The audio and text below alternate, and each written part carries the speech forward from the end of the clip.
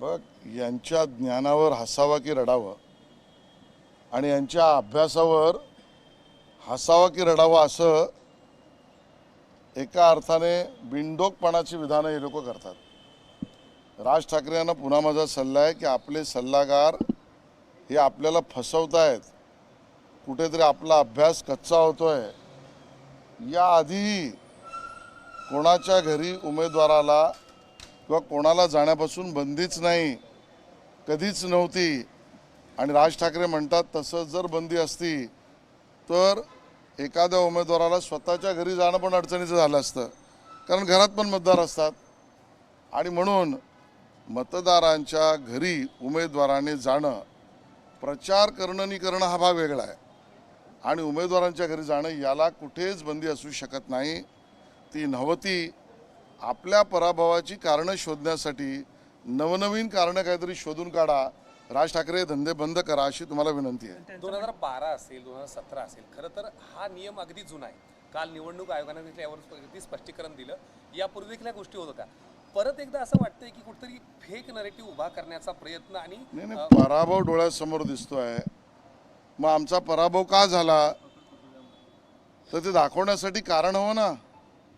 मग ते कारण दाखवण्याचा प्रयत्न, वणवण करण्याचा प्रयत्न आहे, दुसरं काय नाही. दुसरीकडे जी महानगरपालिकेने पाडू मशीन घेऊन आलेली त्याच्यावर देखील आता आक्षेप घेतलेला आहे राज ठाकरेंनी. बघा, कारणं शोधायची काय त्याची लिमिट आहे. आपल्या पराभवाला झाकण्यासाठी गोधड्या कुठून कुठून आणायच्या, हा गोधड्यांचा काही व्यापार मांडलाय तुम्ही राज ठाकरेजी. आज मला आश्चर्य वाटतं, ज्या मशीन अगोदरच त्या ठिकाणी आल्या, ज्याची माहिती इलेक्शन कमिशनने दिली, त्या मशीनबद्दलचा सर्व माहितीपट वेबसाईटवर आहे, इलेक्शन कमिशनकडे आहे, निवडणूक आयोगाकडे आहे, निवडणूक आयोगाच्या कार्यालयात आहे. आज प्रश्न उपस्थित करताय. न पेक्षा काय तुम्हाला हवंय काय? मतदार यादीत तुम्हाला अडचण आहे, मतदान यंत्रावर अडचण आहे, मतदान प्रक्रियेवर अडचण आहे, मतदान केंद्रात काम करणाऱ्या अधिकाऱ्यांवर अडचण आहे, निवडणूक आयोगाने केलेल्या निर्णयांवर अडचण आहे, निवडणूक आयोगाने दिलेल्या स्पष्टीकरणावर अडचण आहे. मग कशाला लढता निवडणुका? तुम्हाला जर एवढं रडगाणं गायचं असेल तर घरात बसा आणि रुदालीचा कार्यक्रम करा. मतदार आणि आम्ही सक्षम आहोत. नसेल लढायच्या तर घरात बसून रडा. हे आता उभाटा सेना आणि मनसेला सांगायची वेळ आली आहे. बंधूंनी एकत्र मुंबादेवीचं दर्शन जे आहे ते घेतलेलं. आताच का गेले? याआधी कधी गेले होते? का एकत्र गेले नव्हते? किती वेळा मुंबादेवीला याआधी गेले? याआधी मुंबादेवीचा विसर का पडला? आता राजकीय केवळ आठवण आहे का? राजकीय स्वार्थासाठी मुंबादेवीला गेले का? आईच्या देवळात निवडणुकीच्या दारावर जायचं आणि आता आम्ही एकत्र आहोत दाखवण्यासाठी आणि मुंबईकरांसमोर चित्र करण्यासाठी. माझा सवाल आहे, याआधी मुंबादेवी मंदिरात दोघे ठाकरे बंधू एकत्र गेले नाहीत. याचा अर्थ मुंबादेवी आईच्या भक्तांचा त्यांनी अपमान केलाय याआधी, असं माझं मत आहे. काल आणि एवढंच, आपल्याला देवदेवतांच्या बद्दलचे श्रद्धाभाव असलाच पाहिजे, तो व्यक्तही केला पाहिजे. मग आपली कुलस्वामिनी जी आहे ना, या दोन्ही ठाकरे बंधूंना माझा प्रश्न आहे, त्या कुलस्वामिनीच्या जवळ जाणाऱ्या पायऱ्या मुख्यमंत्री असताना उद्धवजींनी साध्या दुरुस्तही केल्या नाहीत. का नाही केल्या? आपल्या कुलस्वामिनीच्या देवीजवळ जायच्या पायऱ्या सुशोभीकरण, दुरुस्तीकरण, मजबूतीकरण. आणि त्यामुळे आजपर्यंत न जाता मुंबादेवी आईच्या भक्तांचा त्यांनी अपमान केलाय. आज जात आहेत ही त्यांनी केलेली केवळ राजकीय स्वार्थापोटीची भेट आहे. आणि याआधी न जाणे याचा अर्थ राजकीय स्वार्थापलीकडे दुसरं काही नाही. असे म्हणतात की जे सत्ताधारी उमेदवार असतील त्यांच्या वाटा कुठे जात आहेत याचं चेक करा किंवा त्याचा पाठलाग ठेवा, कारण ते पैसे वाटू शकतात असंही त्यांनी म्हटलंय. आव्हान केलंय दोन्ही पक्ष त्यांचे. मला हास्यास्पद आहे ना, मतदारांच्या घरोपर्यंत आम्ही जाऊ असं ते म्हणायला तयार नाहीत. मतदारांना संपर्क आम्ही करू याच्यावर त्यांचा विश्वास नाही. मतदारांशी संवाद करायला आमची पावलं त्या दिशेने जातील हा त्यांचा कार्यक्रम नाही, कारण मतदार त्यांना जवळ घेत नाही. मग आमचा पाठलाग करायचा आहे, जरूर करा पाठलाग. तुम्ही आमचा पाठलाग जरूर करा.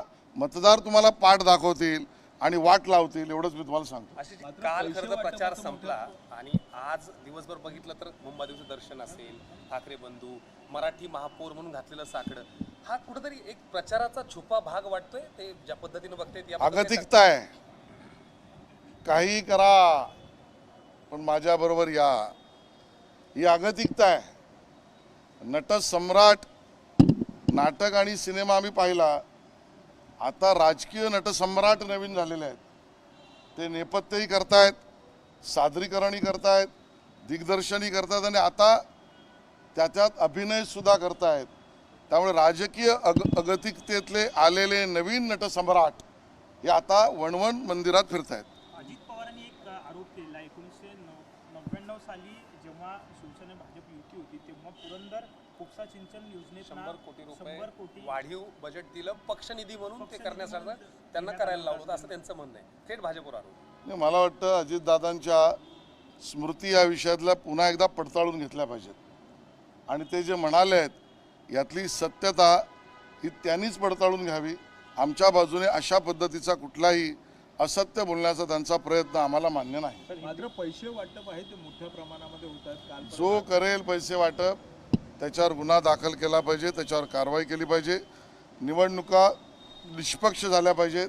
पण सोशल मीडियावर येणाऱ्या प्रत्येक गोष्टी या योग्यच आहेत असं मानण्याचंही कारण नाही. निवडणूक आयोगाने कडक काम केलं पाहिजे. संजय राऊतांनी असं म्हटलं की देवेंद्र फडणवीस अजित पवार असतील किंवा एकनाथ शिंदे यांना धमकी देत आहेत, जर आम्हाला सोडून जाल तर पुढे बघा काय होईल अशी धमकी देतात. असं मतदारांनी त्यांना धमकावलंय. संजय राऊत यांना मतदारांनी घाबरवलंय.